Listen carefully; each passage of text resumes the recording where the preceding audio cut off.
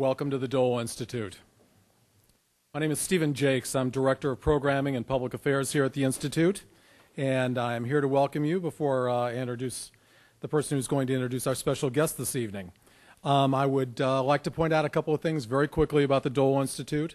We would encourage you to be aware of our programming. Tomorrow evening we have the former president of NBC News, Neil Shapiro, is delivering the Muncie Journalism and Politics Lecture on the media in the country, what they do right and what they could do better. That is tomorrow evening at 7:30 right here.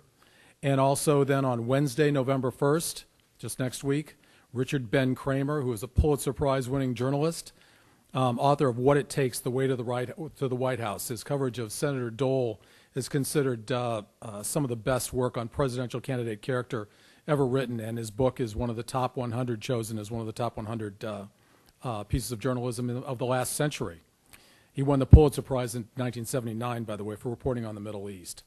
So without further ado, I'd like to introduce Diana Carlin, who is Dean of the Graduate School and International Programs and Professor of Communications, to introduce our special guest this evening.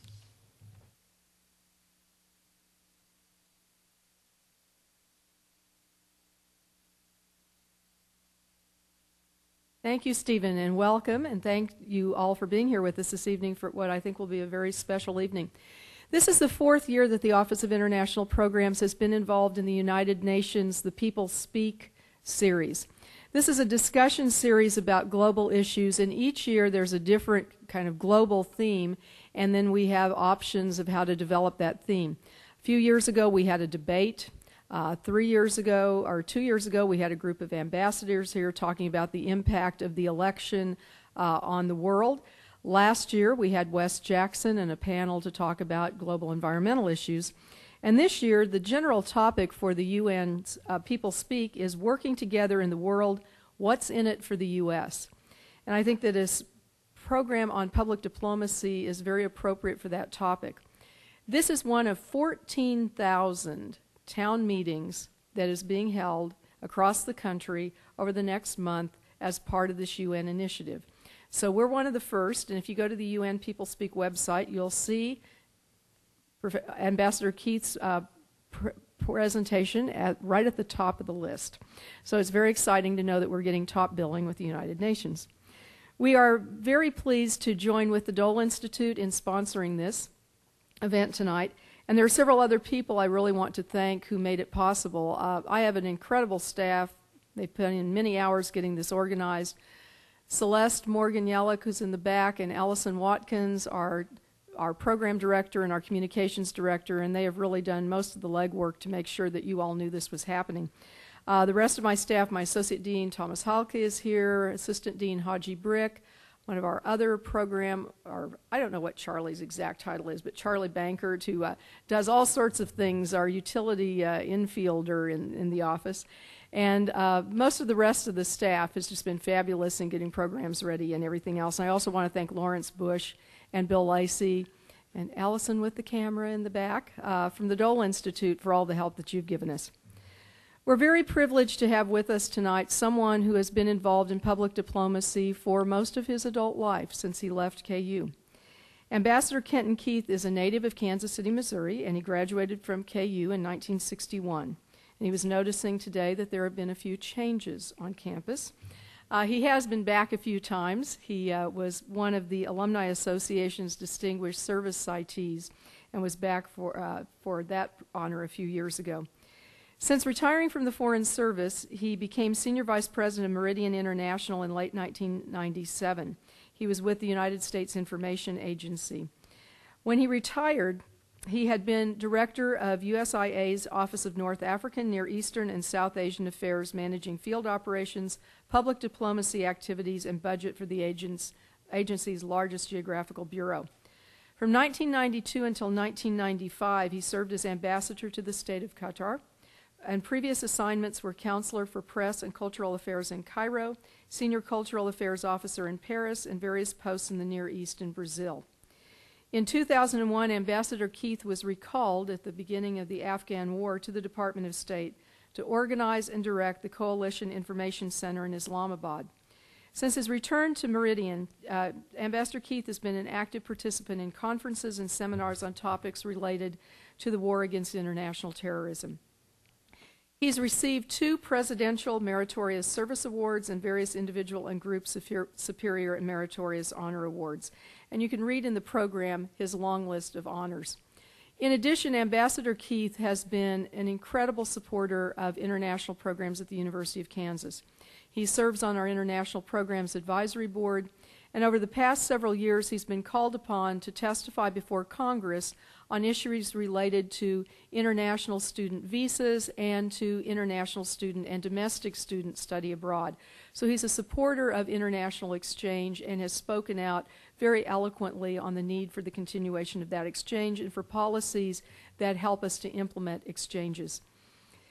At the conclusion of Ambassador Keith's comments, we will take questions, and then after your questions are over, we're going to call on 4 individuals from the community to kind of begin the public discussion. The point of the People Speak is to have a keynoter and then to have us talk about what we're doing. So I'm pleased to, at this time, I will list the names and they'll come up. I'll call on them one at a time. But we have 4 individuals here from the community who are going to make a few comments, and then any of the rest of you can comment on what you think your role as citizens actually is in terms of public diplomacy. So we have with us tonight Lynn Andyshak, who's chairman of the Family Friendship Committee, Barbara Dolce, who's executive director of the International Visitors Council of Greater Kansas City, Mona Mokalinga, president of the Fulbright Club, who's from Tanzania and is a doctoral student in film, and Kathy Molinazzi, who's director of Small World. So the order then will be the ambassador, followed by questions, followed by each of these individuals making a few brief comments, and then anyone else will have a chance to say whatever he or she would like about public diplomacy. And we'll have some microphones that I think a couple people will help us distribute. At the conclusion, at the back, underneath the beautiful flag, we'll be having a reception. You'll have a chance to talk with any of our speakers and to Ambassador Keith. So thank you again for being with us. And Ambassador Keith.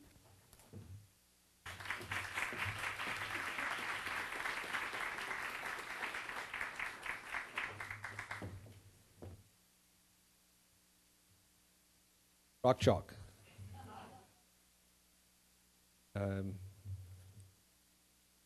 Makes me feel good to say that, because it's so good to be back here at KU and back here in Lawrence. I hope you will still feel the same way about me with that applause implied when I leave you tonight. I remember not so long ago speaking in Houston, and the message, I think there were a couple of people in the audience who wanted to kill the messenger. Well, I don't know, I'll get used to that, I guess. So let's head right into it and see where we go. Back in the Cold War 1950s, Eugene Burdick and William Lederer wrote The Ugly American. Some of you may remember it. It was a book that became synonymous with official bungling at the policy level and tone deafness and self-importance among American diplomats in Southeast Asia. But the authors hit on one crucial truth when they had a character say, average Americans in their natural state are the best ambassadors a country can have. There has never been a time in my memory when the need for these citizen ambassadors is as urgent as it is today. For one who spent the better part of his life helping the world understand America, its manifest blessings and its persistent challenges, it's painful to look at today's reality in the face. Indeed, it is hard to imagine the disconnect that exists in the world today between the United States and most everybody else. We Americans see ourselves as a force for good in the world. Opinion polls show that our self-image is largely positive. We've sacrificed our soldiers and our treasure to defeat tyranny, eradicate poverty, promote just solutions to conflicts around the world, fight the spread of nuclear weapons, keep the peace. We've protected the weak against the strong, and we've opened our markets to the exports of poor nations, We've sent volunteers, young and old, around the world to give a helping hand where it's wanted. Most of us believe these things sincerely, and we want them to be true. But how do others see us? Others see us around the world today as selfish, inefficient, hypocritical, and callous. A large proportion of these differences of perception are related to specific policy quarrels. And to a large extent, the policy process is determined by whatever administration occupies the White House. Most Europeans say they are against the policies of the current administration, not against America and its traditional values. There's some comfort in that. But elsewhere, faith in America's essential goodness is sliding, especially among the young. And remember that the young are in the majority in countries that matter. Many believe that the U.S. does not care what effect policies may have on friend or foe. The Pew study shows that this perception of U.S. unilateralism holds true even among the populations whose governments have sided with us in the war in Iraq. According to this view, the U.S. action in Iraq has made the world a more dangerous place, not the reverse. I'll come to the Islamic world in general in a minute, but even in the West, the dominant belief is that the war in Iraq is about oil, not about weapons of mass destruction, not about a war on terrorism. People look at various important policy issues on the global level and point to the United States going it alone, being unilateral on such things as the Global Warming Treaty, such things as the International Criminal Court, such things as the Anti-Mining Treaty, and so on. And they say America will go it alone, no matter what the effect is on its allies or its foes. Many believe the U.S. is callous and uncaring, that globalization, quote, made in the USA, is increasing the gap between rich and poor. The argument goes, bear with me, but the argument goes that the U.S. has it within its power to eradicate poverty, deal effectively with HIV/AIDS, and so on and so on. They point to the fact that the U.S. development assistance to the third world is too little and given with too many strings attached. There is a persistent view that the U.S. is sanctimonious and hypocritical, that we preach democracy and free markets while we prop up dictatorships and practice protectionism. And in the Islamic world, anti-U.S. feelings are much more pronounced. Prior to 2001, the basic attitudes toward the U.S. and the Arab world were reasonably positive. But the situation post 9/11 is strikingly different. Perceptions of the U.S. and the vast Islamic world are poor and getting worse. What we say is our war on terrorism is perceived by many to be a war on Islam. And virtually all Muslims, not just in the Arab world, reject what they regard as America's biased support for Israel. There's a sense that American power in Afghanistan was unleashed on the Taliban and al-Qaeda without proof of their guilt for 9/11 and without sufficient concern for innocent bystanders and innocent Afghans. There's a sense that our invasion of Iraq in the first place was unjustified and was based on trumped-up charges. There is a sense that America's thirst for oil leads us to support non-democratic regimes in spite of our pro-democracy rhetoric. It's not surprising that many would turn to extremist visions of Islam or that they could become so disaffected they would turn to terrorism, even willingly give up their lives. They often attack their own governments, but the symbol of their despair is America. Increasingly, our challenge is the battle for hearts and minds. The battle for hearts and minds. As Charlie McCormick has written, the war on terror is above all a struggle to convince millions of skeptical people that Western democracy, open societies, pluralistic politics, and free enterprise is an inclusive vision consistent with the fundamental values of all the world's cultures and religions. Well, I hope that I've outlined the psychological and political challenge that we face. The image of the United States is one that is distorted. It's deeply distorted. But one can understand how that image began to be widely held, not only among those people who would consider themselves our adversaries, our opponents, but even among those people who have traditionally been our allies. So, what's to be done?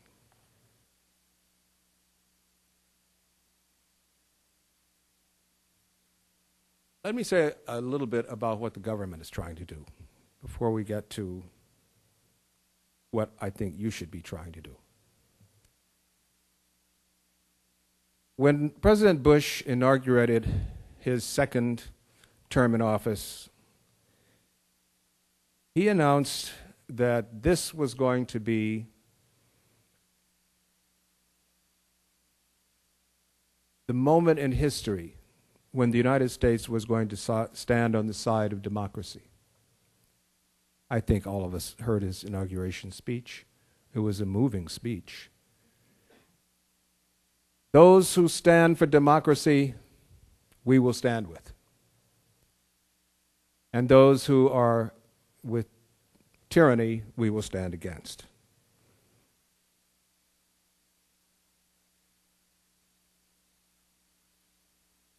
In order to put some kind of structure to this, the United States has made, I think, a serious effort to realign its diplomacy with the President's stated goal of supporting democratic institutions and the march toward democracy throughout the world.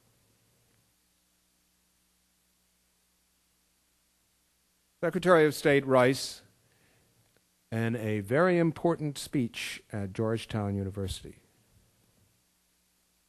announced what she called transformational diplomacy. I don't know how many of you caught that speech or read about it, but it certainly sent shock waves throughout the world. First of all, throughout the Department of State.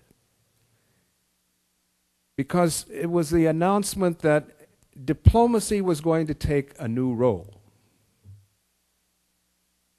Not only was the purpose of the diplomat abroad to negotiate with governments and to understand and report political, economic, and social trends in that government or in that country.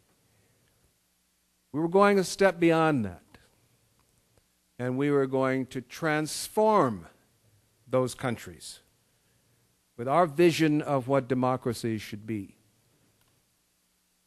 Well, a lot of us were a little bit shocked.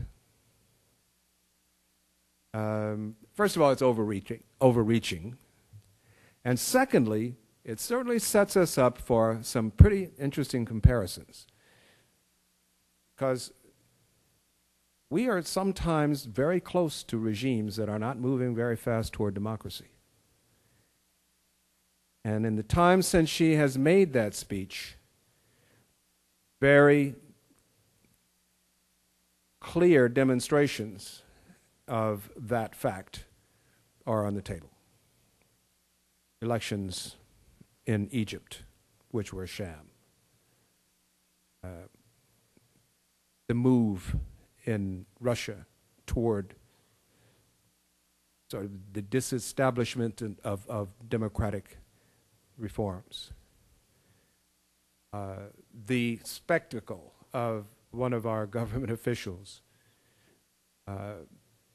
criticizing one country and then the next day going to for being anti-democratic or backsliding on democracy, and then the next day going to another country and praising its government, when that government has a far worse record on democracy and human rights. So if we are setting ourselves up with the moral and giving ourselves the moral right to transform other governments, this is going to be, we also give the world the right to say, all right, then we will hold you up to a test of consistency. And so far we have not passed that test. But let us give everybody the benefit of the doubt.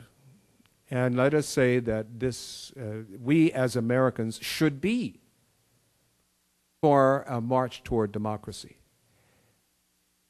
And the other values that we hold dear: human rights, equal protection under the law, and other things that are part and parcel of our society: free markets, freedom of religion, freedom of religious expression.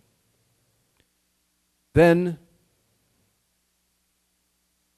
one has to applaud at some level the impulse that Secretary Rice had in declaring transformational democracy or diplomacy to be a goal of the United States. But those were just words in the abstract, unless she started, or unless she could do something to show what she meant. Now, for a Foreign Service officer who has been working in West Africa for 15 years, hoping someday to get to Paris, these words were a little bit frightening, because what she meant by this, at least partially, was if in Germany, a country of 82 million people, we have the same number of diplomats as we have in India, a country of 1 billion, and increasingly India is going to be influencing the international agenda in every realm. Something's wrong with this picture. So immediately she announced a redeployment of diplomatic forces. Keep in mind this poor guy who's been slogging it out in Western Europe and was assigned to Paris that summer. Instead, that position was eliminated or sent to India. But strangely enough, there was no outcry. And there was no outcry because the professionals in the Foreign Service realized that she was right. She had a point. It didn't make sense to have so many diplomats in Germany. It doesn't make sense to take them all out. But it does make sense to have a more reasonable deployment. Secretary of State Powell called for a diplomatic readiness initiative, which meant getting Congress to put a reasonable amount of money in our diplomatic readiness. More people, better equipment, more training. That is a process that is underway and began with the typical enthusiasm of Congress when it discovers the wheel. But later on it sort of remembered that the wheel had already been discovered, or at least there were more important things to spend the money on. So that enthusiasm has waned. Still, the desirable path is there. It makes sense for us to have more diplomatic representation for this transformational effort in India and in Pakistan and in China and in Brazil than in Western Europe. If I could just give you a sidebar, one of the problems with our process is that Congress is able to thwart reasonable approaches with what you might call, not pork barrel, I wouldn't say pork barrel in connection with these things because it doesn't really benefit anybody in this country, basically. But we have just signed on for a new exchange program with Poland. Poland? They're the only people in Europe who like us. We definitely don't need a new exchange program with Poland. Every year, thousands of Polish kids come to this country and work at Six Flags over whatever, or and they are lifeguards and ski instructors, and they work and they travel and they learn about the country, and they go back to Poland with an inestimable measure of goodwill toward this country.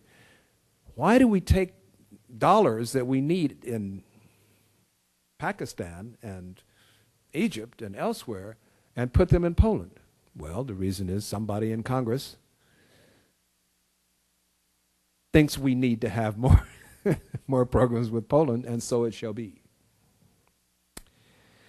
One other thing that is of interest, though, is one area of interest is how the government has, or how the State Department, more broadly than that, but how the government has organized itself to try and get more public diplomacy programs organized for the Middle East. Because this was part of the transformational diplomacy.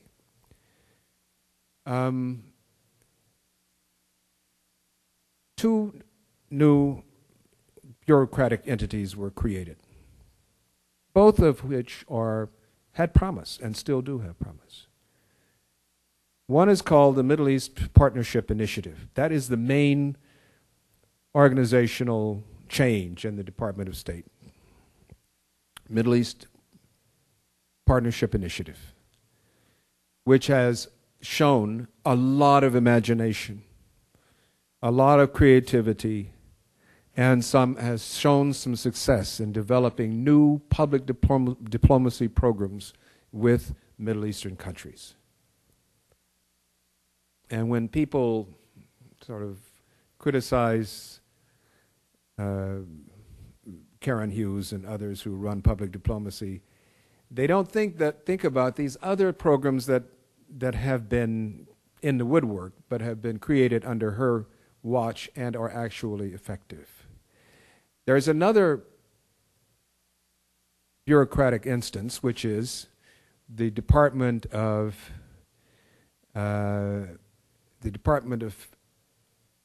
Democracy, DRL, Democracy, somebody help me, Refugees and Democracy, Refugees, DRL, and Labor. Sorry, it's late.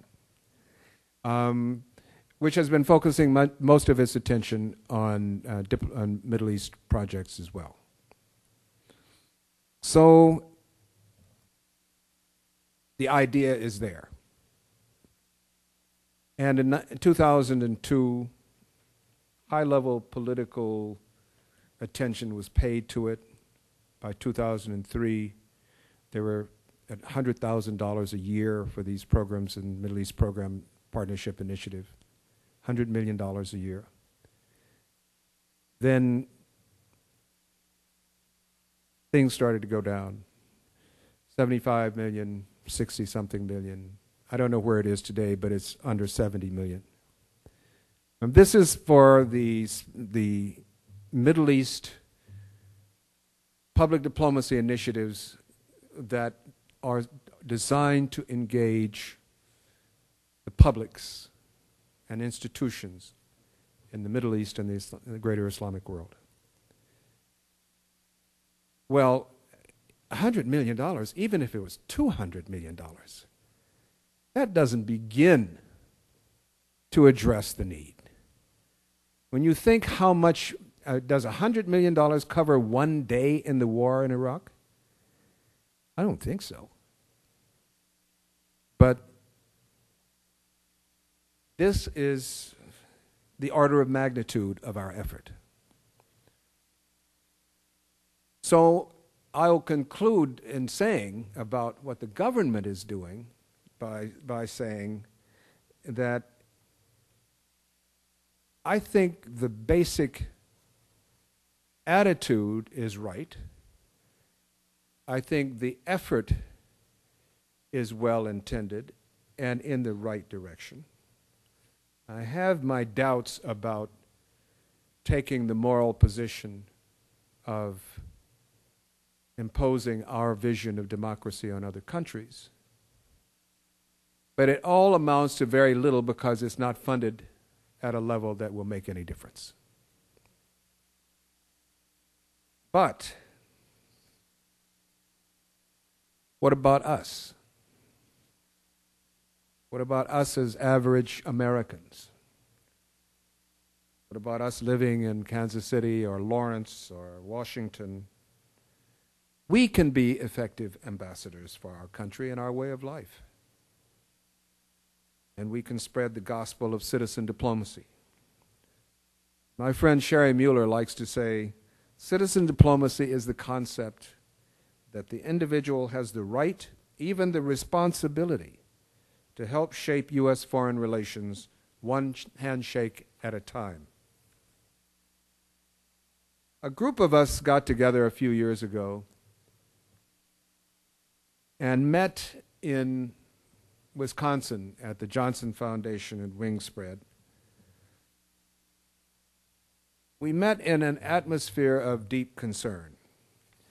We represented the public sector, the private sector, both sides of the political aisle, ex-government employees, elected officials, academics, local activists, small-town citizens, big city dwellers.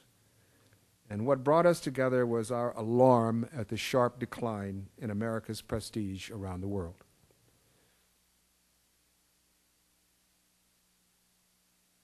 Controversy of some degree has frequently been a part of our foreign policy, but we are concerned that deep disagreement with our foreign policy was giving root to a loss of faith in the American dream of opportunity and equal protection under the law, and a loss of faith in our system, and a loss of faith in our people.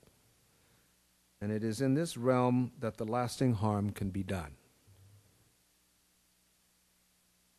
The bulwark of our public diplomacy effort to maintain the respect and admiration that we used to have so universally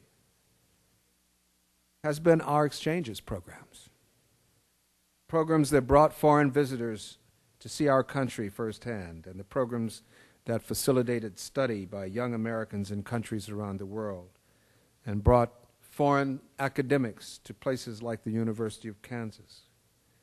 And those of us who went to Wingspread were concerned about the pressures that were weakening those programs. One unintended result of our country's post-9/11 actions was that these programs were being blunted by a visa policy that had gone very much amiss in its declared aim of protecting the country from terrorists while keeping our doors open to those we should be encouraging to visit, to come here, to study. We were all motivated by the belief that America's place in the world can be enhanced by more exchanges. If people only knew us better, they would be less likely to oppose us, they would be more likely to join with us in a war against international terrorism, they would be more likely to send their sons and daughters to study among us, and more likely to welcome our own sons and daughters, and they would be more likely to buy our products, by the way. Of course, there's another side to this coin. If Americans knew the rest of the world better, we would wear the mantle of leadership with more dignity and empathy. 50 years ago, America was entering the Cold War with unprecedented challenges. The threat of nuclear war was ever present. But another kind of war was on us, that same competition for hearts and minds. We were at a crossroads then, 50 years ago, and I would argue that we were at a crossroads every bit as important as the one we faced half a century ago.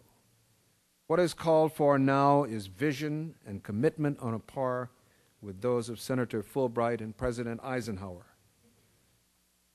They moved the situation forward by an order of magnitude that we must either match or exceed. When President Eisenhower created People to People and Sister Cities, and when Senator Fulbright launched the scholarship program that carries his name, their vision took hold and fired the imagination of people like John Kennedy and countless others. So our group at Wingspread acted as a kind of organizational critical mass. And we gathered representatives from all over the country. We decided that since Sister Cities was going to have its 50th anniversary last July in Washington, that we would have people from all over the country come and meet to try and promote best practices in citizen diplomacy, and also to try and lobby the government for more support.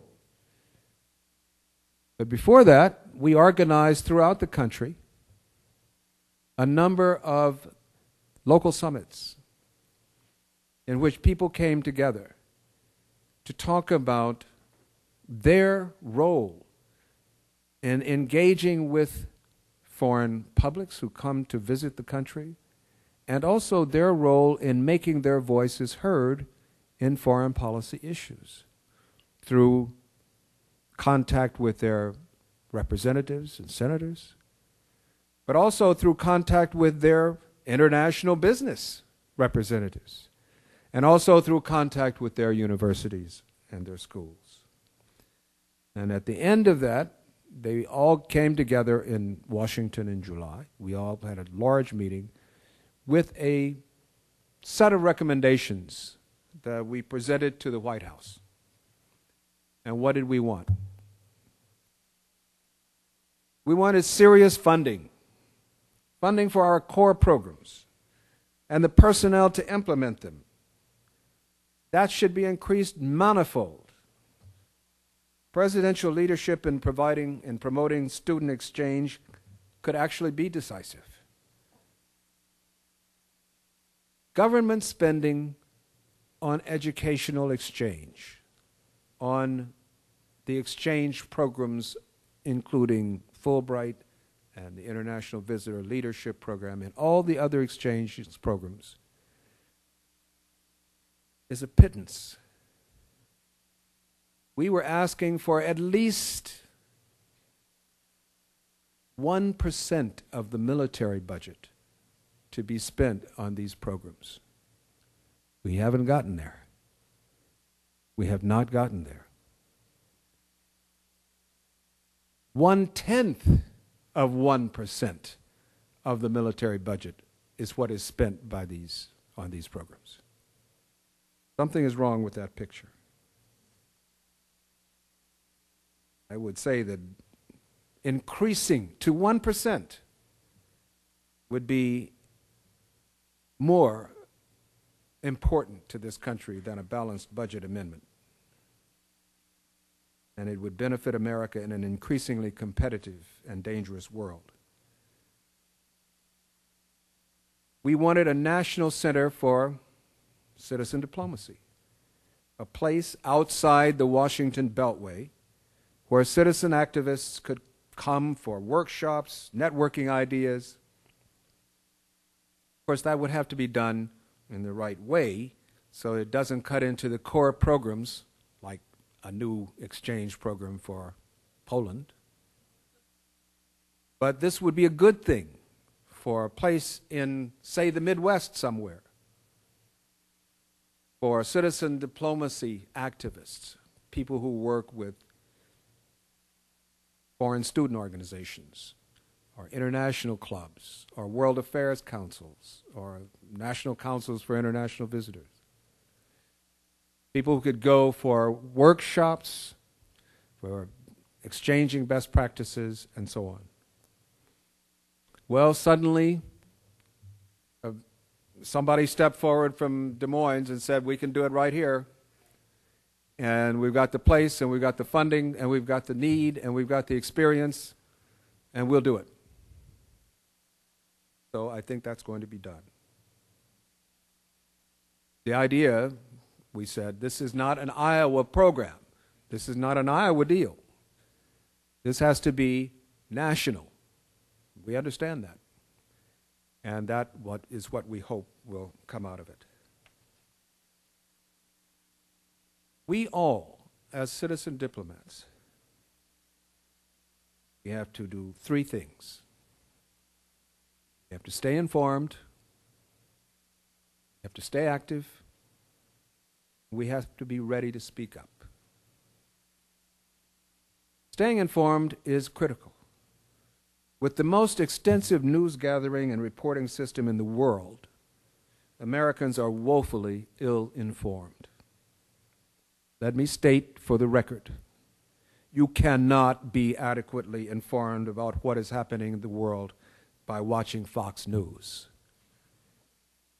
You can be entertained, if that's your thing, but you cannot be well informed. We have to reacquire the habit of reading newspapers and magazines, but we have to reacquire the habit of being selective about how we get our news. I'm not saying that you shouldn't look at Fox News, but I'm saying that you owe it to yourself to have a balanced view, a range of coverage. You owe it to yourself to, if you're taking the time to be informed, you owe it to yourself to be informed. And that's possible. That is possible. You have to stay active. You should be involved in international outreach in your own neighborhood. You should volunteer to host for the major government-funded programs such as the International Visitor Leadership Program. Or you should get involved with Rotarian or other exchange programs. Join the World Affairs Councils. Join sister cities. Be a host family for foreign students. Here's the crucial point. Foreign visitors must meet you in order for them to know you. And though you, the average Americans, and through you, the average Americans, who are the country's major public diplomacy wealth.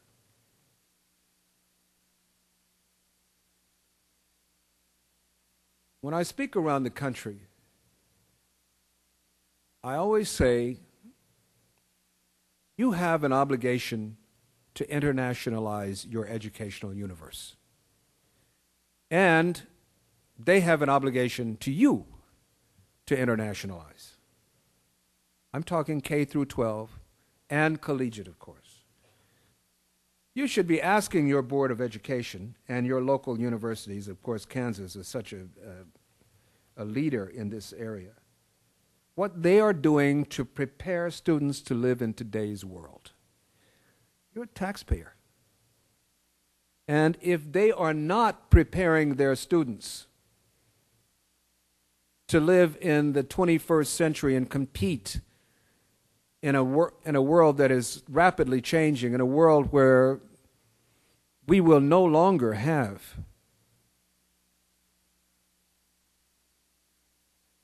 the competitive advantage in all the technical fields that matter. When we will no longer have the automatic support for our policies or even our system that we have enjoyed so much of the past. And if our universities are not preparing students who can work in that environment and prevail, then you as a taxpayer are not getting your money's worth. And you should complain. I went to the Williams College alumni dinner 2 weeks ago in Washington. And I asked the president, is it possible for someone to graduate from Williams without a foreign language qualification? He said, yes, it is. I said, Williams? Please, Georgia Tech, okay. But an elite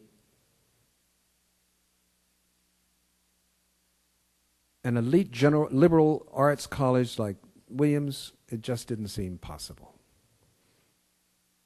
Well, there are some mitigating factors. He said, well, most of our kids come here with a language qualification. But it is still possible for them to leave Williams without a passport. And I have always maintained that for any university student, if any university student in any university graduates without a passport, without at least one stamp in it, that university or that college has failed that student. And that should be part of your role. Put pressure on the universities. Put pressure on the academic establishment. And let them know that you expect the product to come out of their doors packaged in a way that is useful for the 21st century. And you should speak out. Except for immigration issues, many on Capitol Hill say Americans are too uninterested in foreign affairs for them to pay much attention. Prove them wrong. You don't have to get into the details of exchange negotiations or regulations or J visa programs or the arcana of exchanges. You don't have to get involved in arguments over budget line items and so on. You just need to let your member of Congress know that you're concerned about America's image in the world and ask what he or she is doing about it. Just to see. You send a message to your department, your congressional district or your district office and say, I'm worried about the polls that show the United States is at the lowest point in its esteem around the world since before Vietnam. What are you doing about it? And I think, and if enough people ask that question, they will start to focus and say, well, we're putting money into the exchanges program. Great. More, please. And when you're deciding who should represent you in Congress, you will have several items on your own agenda. All I'm asking is that one of those items be that the candidate have an interest in global affairs and the American image in the world. And it is not a good sign when the candidate proudly states that he or she does not possess a passport. So, I think I'll stop here. We have been tested in this country before. It was the citizens who brought us through perilous times in our history, and I'm sure we can do it again. But we have to recognize our strengths and our weaknesses. We have to understand our capacity, and we have to do our duty. Thank you.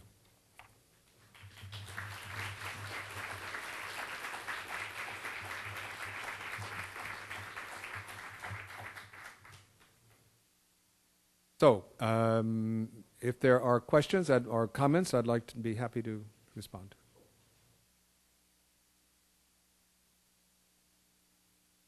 Sir, if you were asked to address a joint session of Congress tomorrow concerning your view of how the rest of the world perceives America, would your message carry the same tone that we've heard here tonight? And if so, what do you think the reaction to from Congress would be to that message? I have addressed Congress on these issues. The message has been roughly the same. I won't say that it was in exactly the same tone, but the substance is there, and it's in the congressional record and on the internet if you care to look it up. But what I would emphasize, two things. One, it would be naive to think that our policies don't have anything to do with it. Our policies have almost everything to do with it. So there is a limited amount that public diplomacy, no matter how brilliantly conceived and no matter how lavishly supported, there's a limited amount it can do absent a policy shift or a change in attitudes across opposite us in other countries toward our policy. You cannot fix everything overnight either. You have to understand that there are tactical and strategic goals for public diplomacy. Tactical goal would be dealing with some firestorm that occurs in today's newspaper or is reported in today's press. That is the province of the spokesman. That's the province of the public information officer, the information officer at the embassy. Or that's the province of Tony Snow. It's the province of people who are explaining on a day-to-day tactical basis.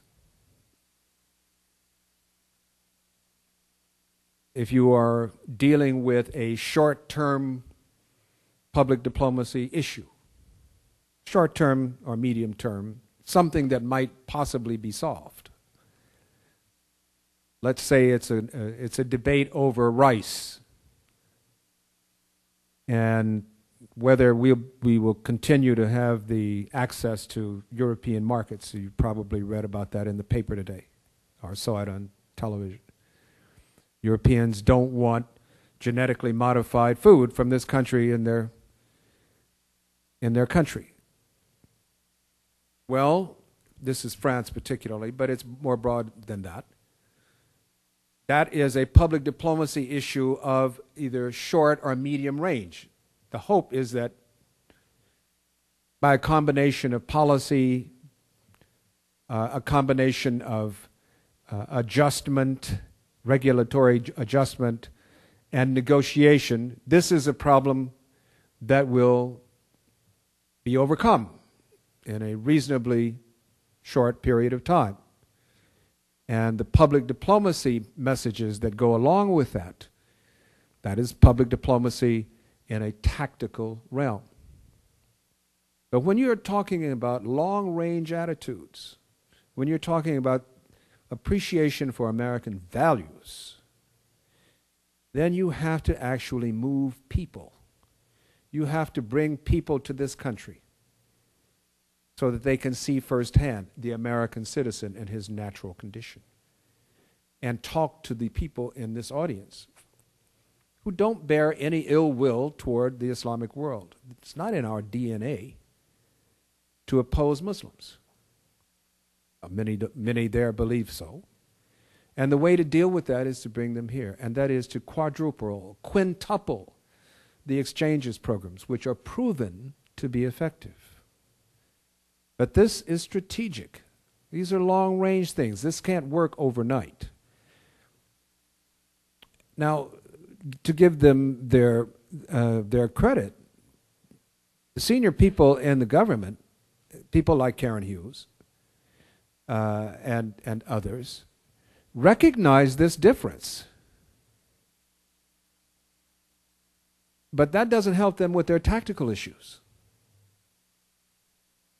And they want to find ways to use these program tools to deal with short-range issues. And the further you get down from the top, where they do understand the conceptual framework of long-range exchanges, till you get down to the operational levels, where all they want is answers and movement and something to report next month, then you start to lose traction for these exchange programs. And that's what's happening. But what would I say to Congress? More money, please. Bring up the level of exchanges to at least 1% of what we spend on the military. We could absorb that. Much more than that, we'd have to retool, but we could absorb that. And the network of our of government and private sector programming organizations can absorb this. Government, academia, non-governmental organizations. We could absorb twice, 3, 4 times as much as is being paid on in these programs. And with time, we could gear it up for an even greater impact. And also, I would say to Congress, don't overreact to issues. Be careful how you deal with such things as regulations for, I won't even talk about visas, because I know everybody here is cognizant of that issue as I am. But don't overreact to things that you read in the press that have a direct impact on exchanges. It happened in California that an exchange student was assaulted in her host home.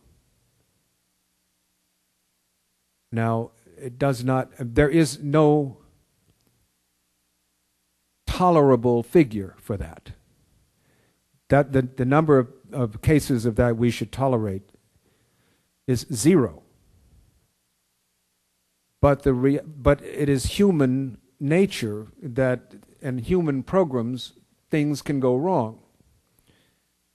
But if you take the percentage of people who have been assaulted in their homes or in host homes or in these programs, it is minuscule. It is far beneath what you would statistically expect in this kind of a program. Far, far beneath it. And yet, the reaction of the department was to establish a new set of regulations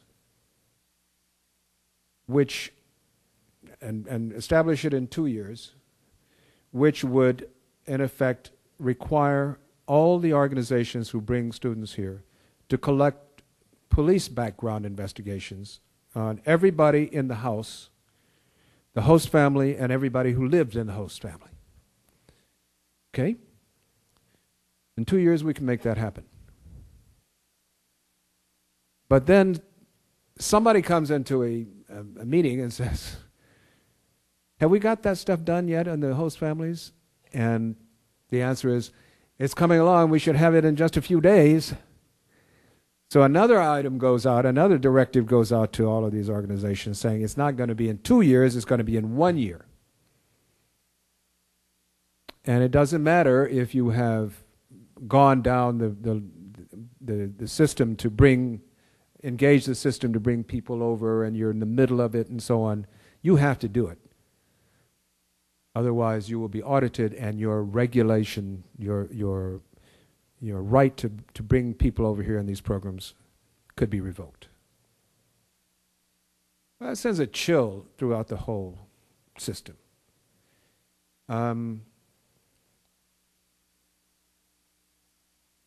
Not many Americans know about these programs. We call them the J visa programs. They're private sector programs that bring to this country thousands of young people every year. Thousands. They come here and they work as ski instructors or they work as lifeguards. They come in what are known as work-study programs. Work-study travel programs.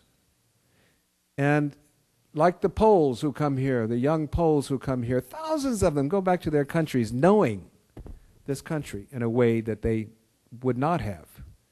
And it doesn't cost the U.S. government one dime. Young women come here and they're nannies. Or they go, if they go to the resort area in Florida, let's say. Well, American students can be lifeguards from mid-June to late August. But what about the 1st of May to the 1st of November? What about that period? American resort operators ask. And that's where a lot of these Israelis and Europeans and Thais come over, and and they take up the slack. And everybody wins. And it costs the U.S. government nothing. But we regulate, the U.S. government regulates the visa program, the issuance of visas to these people, and the right of private sector organizations to operate these programs. In general, it's fine. It's the best deal for America. In general, it's fine. But sometimes you get these, drive-by requirements that shake everything up, and everybody just has to conform. And people lose money, and little guys go out of business. Thank you for that question. I think I probably went on a lot longer than you expected me to, but the answer is, the short answer is, the message would be the same. The message has been the same. I probably would be too intimidated to have the same tone, but I've said the same things. Yes, sir.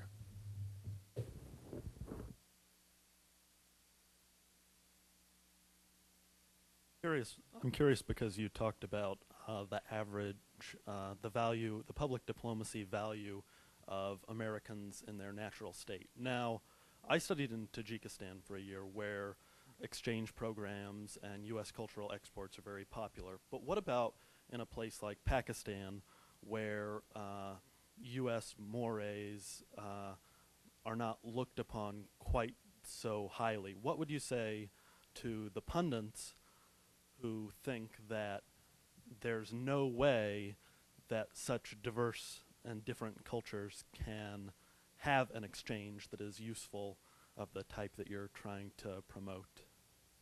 There is no country that I know of, including Pakistan, where there would be a reluctance on the part of young people to come to America. People can walk out of an anti-American demonstration and get right in the visa line. I've seen it happen. When I was in Turkey during the Vietnam era, there were anti-American demonstrations. The American Cultural Center was sacked. That night, some of the same students who were in the demonstrations came and cleaned it up.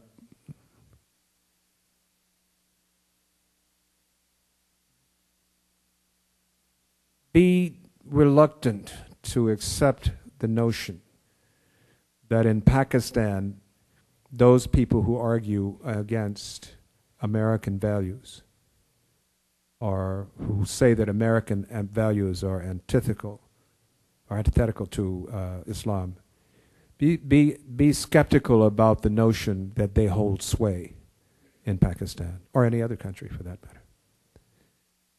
But in any case, even if they do,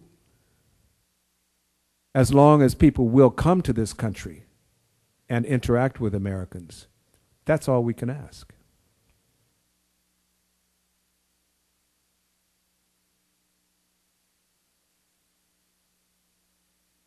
Thank you very much.